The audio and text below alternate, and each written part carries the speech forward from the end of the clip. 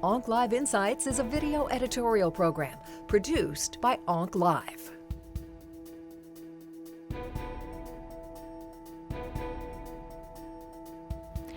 Pomalidomide is the second generation immunomodulatory drug approved in Europe in combination with a low-dose dexamethasone for the treatment of relapsed and refractory myeloma patients who have previously exposed to bortezomib and lenalidomide, and patients had to be refractory to the last line of therapy. Pomalidomide is an oral drug given at a dose of 4 milligrams on days 1 to 21, followed by a week rest period.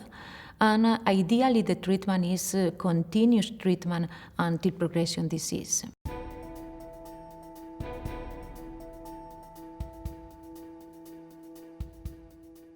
So we'll typically integrate pomalidomide into the relapsed refractory setting after a patient's already been exposed or relapsed or refractory to prior lenalidomide-based therapy.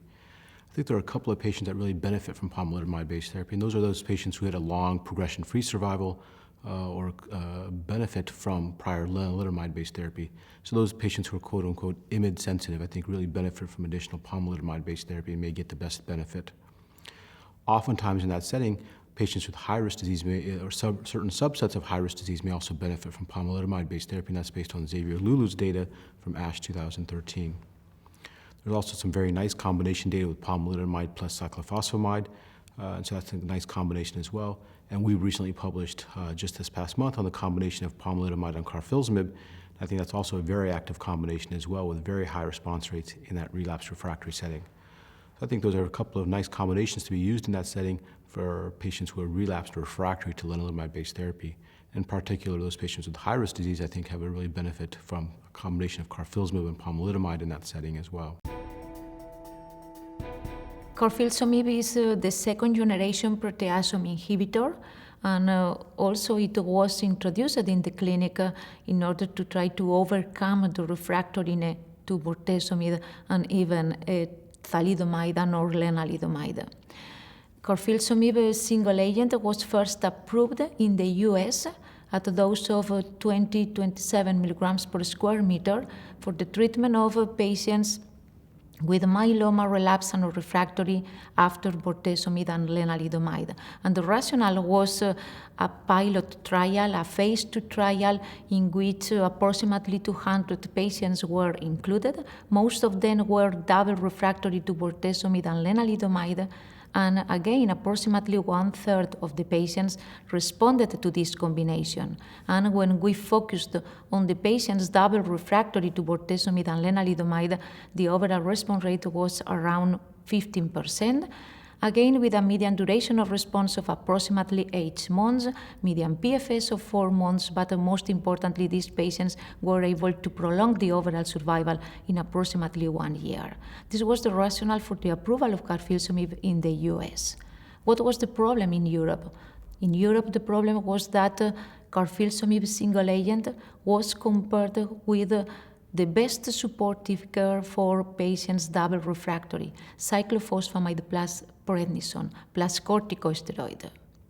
And we know that cyclo plus prednisone is an effective combination in double refractory myeloma patients, and this was previously shown some years ago by Saji Kumar in a trial reporting the outcome of double refractory myeloma patients. And this was the reason why carfilzomib was not superior to cyclophosphamide plus dexamethasone or plus corticosteroids. And this was the reason why carfilzomib single agent has never been approved in Europe for the treatment of relapsed and refractory myeloma patients. However, of course, carfilzomib is an effective treatment for relapsed and refractory myeloma patients, and we have now results coming from phase 3 randomized trials, KRD, compared with lenalidomide and dexamethasone, and carfilzomib, lenalidomide, and dexamethasone has demonstrated to be significantly superior in comparison with lenalidomide and dexamethasone, and the same in other phase 3 randomized trial in which carfilzomib plus dexamethasone has been compared head-to-head with bortezomib plus dexamethasone. How are we going to integrate carfilzomib in our clinical activity? Here in Europe, I think that in Europe and also probably in the US, carfilzomib will be moved to early stage of the disease. And from my point of view, now carfilzomib will compete with other combination in the first relapse because most patients are going to receive the bortezomib probably and lenalidomide even in the upfront setting. So the first option after first relapse would be carfilzomib-based combination, just carfilzomib plus dexamethasone or carfilzomib plus lenalidomide and dexamethasone.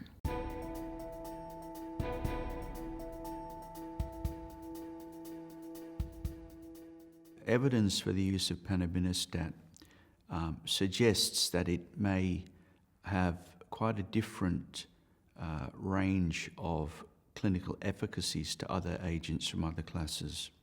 And this is not surprising because it is a very different drug to the ones that we've been routinely using.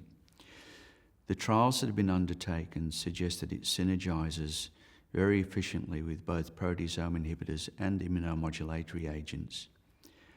The trials which have driven its approval for use, however, have been based on combinations with proteasome inhibitors. In my practice, I would be inclined to use it relatively late in the disease course based on the available evidence. The reason for that is that from the pivotal Panorama 1 trial, the subgroup which certainly derived the most benefit, and in fact a doubling of progression-free survival, were those patients who'd had 2 prior lines of therapy or more, including both a proteasome inhibitor and an IMiD. So based on our standard where we cycle through therapies, it's probably at that third line presently where I'd want to introduce panobinostat, probably with a proteasome inhibitor to try and recapture disease control and really get as much mileage out of the reintroduction of that proteasome inhibitor as possible. The issues that we face relate to tolerability, and I think I would be inclined to use proteasome inhibitors such as bortezomib in the most tolerable fashion in combination with panobinostat, so a subcutaneous weekly approach.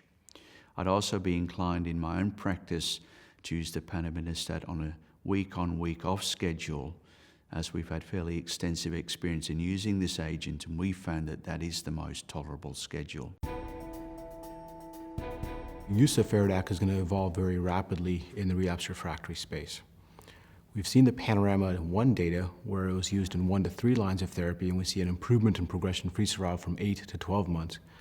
And we've seen all that data. However, it's important to realize and understand that the FDA approval, at least in the US, is actually in patients who've had prior lenalidomide, bortezomib, and more than 2 lines of prior therapy, so in that third line space specifically. That's an area where we don't see data with Aspire, and that's data that the Eloquent data does not apply to. So I think that's actually a very important in that third line setting to consider the use of combination of Velcade and panobinostat in that specific FDA indication. And when you actually look a little bit more closely in that space, in fact, the improvement in progression-free survival is from approximately 4 months to 12 months, so approximately 8-month improvement in progression-free survival in that indication of patients who've had prior lenalidomide and prior bortezomib and 2 lines of therapy, which is many of our patients now. And in fact, as you look at the hazard ratio of 0.5, that's actually better than what we see with the Eloquent and the Aspire data. So I think there's a really significant benefit to this combination in that setting.